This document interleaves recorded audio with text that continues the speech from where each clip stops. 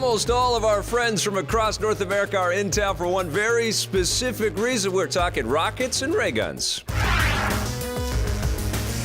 Welcome to the Rocket and Raygun Awards for the year 2013. Now listen, we've got everybody here on the team with one notable exception, Victor Lucas. Yeah, Ben Silverman is at home. Hi, Ben. We love you, buddy. He is a new dad, and of course, he couldn't just up and leave his new son. Up to here in P. You did. I did 2 years ago. You did, yeah. Because Father of the Year. Only terrible fathers would do that. Anyway, Ben's a slacker. Or slackers, yeah. No, but we miss him, and of course, he is here, in our hearts and our minds. Yeah, he's right there. Love you, Benny. Now listen, let's talk about what we're doing this year. Something a little bit different. We had a bracket. We had kind of a Sweet 16. We had 16 games on the previous two shows. That has been pared down. And then there were 8. Significantly. Yes. So we're down to a couple more challenges here. We got a face-off for the ages. This is The Last of Us from Naughty Dog versus Victor's beloved Batman, Arkham Origins from Warner Brothers Montreal. Now let's just get this out of the way right here. This is the scene where Joel kills Batman. Victor Lucas, what are you going to do? What are you going to do? Listen, the Batman Arkham games are my favorite series on the previous generation of consoles, especially after Arkham Origins was such a tour de force in my mind. Looks like someone brought a bat to a knife fight. But The Last of Us was a brand new, beautiful experience that was really moving and really significant in terms of the visceral qualities of the experience. I hadn't seen anything or played anything like it, so it's The Last of Us. And there's so much to this game, too. I know even when you finish Batman, you still have only played like 60% of the game. It's enormous. So I cannot believe that this is happening. No, it's The Last of Us. It's Batman, according to Victor Lucas, is not moving on to the next round here. Let's move on to Sean Hatton. Sean, which way are you going to go on this one? We've seen a lot of Batman games in recent years, and this year alone, Batman has been in Injustice. He was in the Scribblenauts DC game, and then we've got him in his own game, and then there's also the Vita version. Is it too much Batman? Why wasn't he in The Last of Us? I don't know. See, and then everybody would be happy, right? But see, we only had 2 games this year that starred an Ellen Page-like character. And out of the 2, The Last of Us is the better Ellen Page-like game. So I'm going to go with The Last of Us. I'm always looking for... Is Robin. Yes. First time seeing a monkey?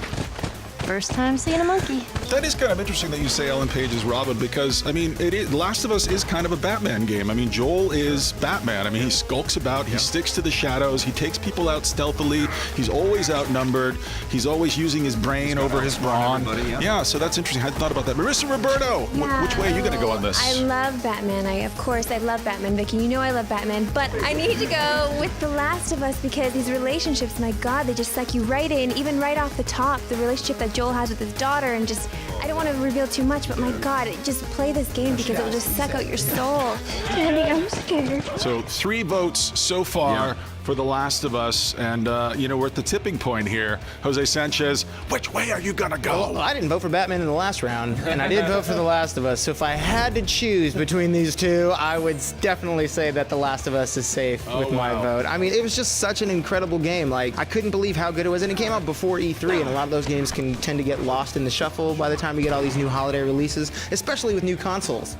And there's not a lot of new console goodness in this top Elite 8 that we have, but The Last of Us is still one of the best games of the year. You are so right. That's very bold on Sony's part. They knew that they had something special to release the game just before E3 this year in June. We all went to E3. We all looked at all the other games. We're like, that week. This isn't as good as The Last of Us. I mean, that's what we were all thinking. It's so true. It was just about to launch, and we were like, we almost wanted to give the game of E3 this year to The Last of Us again. I tried, but you said no. Yeah. You're like, we can't. It's got to be something. It's true. Well, there was a Batman game there. I don't know if you saw it. Before we get to the rest of the superfluous votes here, which would be Steve and Raju, I love The Last of Us dearly. I had a really tough year, lots of ups and downs. I saw my therapist a lot. Back on the medication, but you know what? This was the game that gave me hope for the future of video games, for the future of entertainment. This ain't your turf, man!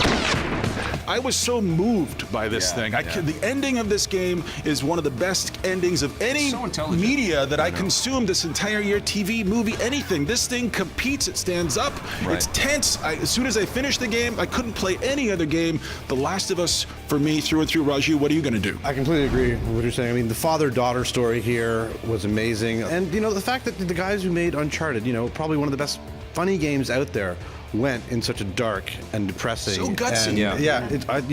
It's a tour de force, and Yeah. I think this is going to move on pretty well. That's it for Tour de Force. Yeah. No one is allowed to use Tour de Force. Well, in this game, it applies. Though. A Deathstroke-like beatdown, I think, one more Tour de Next Force. person who uses Tour de Force gets a punch de nuts.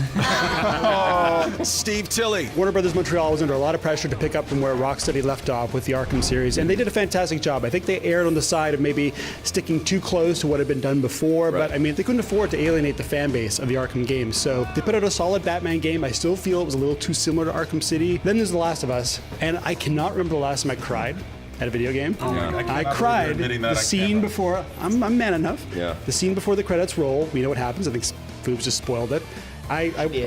Tears came out of my eyeballs. Yeah. They came out of my eyeballs and rolled down Yeah, my that's it with developers making games where daughters can't have any harm. Okay, if we could make that not happen anymore. Narratively, you know where this game is going to go, and you don't, because everyone kept saying the ending is so moving. It's not what you think it is. It's something so different. You never see it coming. It's so sophisticated, and it's so mature. I cannot even believe that this game exists. I want to drop the mic, go home, and play this damn thing once again right now, and that only happens to the best of the best video games. Well, we haven't seen the last of The Last of Us. It moves on.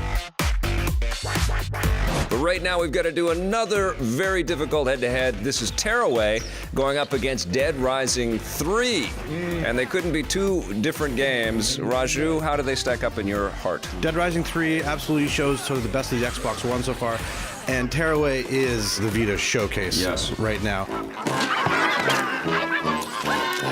I don't know, it's funny, like Happy Joy on the Vita versus killing of zombies. With some happiness. With some happiness. Glee and with some humor. happiness. You know what? I think I'm going to go with Tearaway. Yeah. I really, really enjoyed it. I'm in the sun. Come on, that's great. I love that. So, Tearaway for me. Rob? Yeah, Media Molecule, they just do something so right with bringing the cuteness, with awesome gameplay, and they just suck you right in. And yeah, you see yourself in the game, which is cool. I mean, if you play it with lights, I was playing in the dark.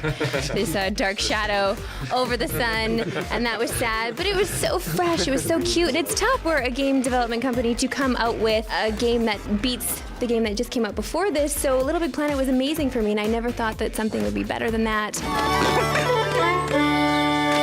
I think Dead Rising really improved upon the formula. The first two games had some problems in that they weren't as accessible as they could have been, and I think Capcom Vancouver said, look, we can make it easier for the newcomers and still have the hard stuff for the hardcore players. Appreciate that. Amazing game, next-gen goodness, but Tearaway is something new. It's something a little bit risky. Media Molecule could have coasted on Little Big Planet for the next decade if they wanted to, but they brought out this new IP and this amazing papercraft world, and it touched my heart. It made me feel good. Yeah. I feel good killing zombies too, don't get me wrong, but I felt really good playing Tearaway. What about you, my friend? I'm happy for all of you happy people over on the left side over here. I'm going to go with Dead Rising 3 all the way. I'm sorry, I'm rooting for Capcom Vancouver. I'm a huge fan of the Dead Rising franchise. I like the original game. Dead Rising 3 is one of those games where it's just like, you're like, just 100 more zombies, and then I'm going to go to bed. And then it becomes 1,000 more zombies, and then it's 10,000 more zombies. And you're not even really following the storyline, you're just exploring the world. You know, they were also doing something kind of incredible because they were trying to get their tech up to snuff at a time when the Xbox One hadn't even really sorted itself out yet. They didn't know what it was capable of. They had to kind of guess every step of the way. They were prepared for the challenge. These guys killed themselves. Again, I feel like I'm voting for the studio more than I'm voting for the game. I love Dead Rising. I love killing zombies. I love Tearaway too, but Dead Rising 3 all the way. You know, here's the thing when you talk about technology, and I think this applies to both of these games because you're constantly aware of them, but I think with Dead Rising 3, it kind of lives up to the imagination and a dream kind of state that you're in when you play Dead Rising 1 or 2. You think in your head that you're encountering as many zombies as you are. With this new technology, they can actually deliver on that. Tearaway, it's more than imagination. It actually throws in ideas that you hadn't even dared to have thoughts of. And also, Media Molecule matures as a studio when they build something like some this. Some of the functionality of the Vita feels a little bit ham-fisted in there. Just like, we better get some rear touch in there. We better use the camera. There's a camera on the front. But the surprise of this game and the reveal of this game is something that the industry thrives on. We need these new concepts. Once you see the sun is you? Yeah. No, it keeps going, and the music. Well, what would you say, Jose? What do you think? Well, I didn't pick Tearaway, and I did pick Dead Rising 3. So obviously, again, the choice I'm going with is the game that's not going to win. But Dead Rising 3, there is just something about creating a motorcycle mixed with a steamroller and driving down that one street at night where there's just 1,000 zombies and mowing through them with your flamethrowers on your, just smashing bloodshed everywhere. I've beaten this game twice. Yes, I like this guy. I've beaten this game 2 times already. My character is maxed out. I don't even know why I'm leveling him up anymore. There's no more dots I can put any abilities into. I just love the fact that I can kill thousands and thousands of zombies. And I can yell at my Xbox, record that, because it was awesome. Jose, we need you to see his therapist. And you know what? There weren't any funny games this year either. It was a very grim, dark year. Lots of depressing post-apocalyptic narratives. And even though they're filled with dead people, they're kind of fun dead people, you know? Yeah. Dead people are fun, Sean. As much as I like Media Molecule and I like that they're going for the magic and the love, I have to give this one to Capcom Vancouver and say Dead Rising 3 because Media Molecule, for me, they get close to being amazing and super magic, but they always fall short of my expectations. This one was great, not only in that it is a very good zombie game, but there's great social commentary in here as well, as far as not all of the enemies you come across are zombies. Sometimes it's the humans that are more terrifying than these actual monsters. One of my favorite movies is 28 Days Later, and I think this captures the vibe that movie also had, of just helplessness, but also at the same time hope, where you can actually overcome these guys. And there's lots of oh crap moments in this game, just like in that film. And I'm going to give it to Dead Rising 3. You're so right. That's very interesting. That I do feel like Media Molecule, as much as they are visionaries and they accomplish so much of what they set out to do, Little Big Planet always kind of felt a little short to me. And this game too, Tearaway, as much as I liked it and admired it, I mostly admired it more than I enjoyed it. Dead Rising 3, I just flat out enjoyed. Right. There's no barrier to having a fun time in Dead Rising 3. So you're changing your vote? No. No, I'm staying with Tearaway. Tearaway moves on, and we're going to have more from our Rocket and Raygun brackets tomorrow. But right now, we've got to take a little break. The Rocket and Raygun Award winner for Best Strategy Game goes to Kingdom Rush Frontiers. Battle!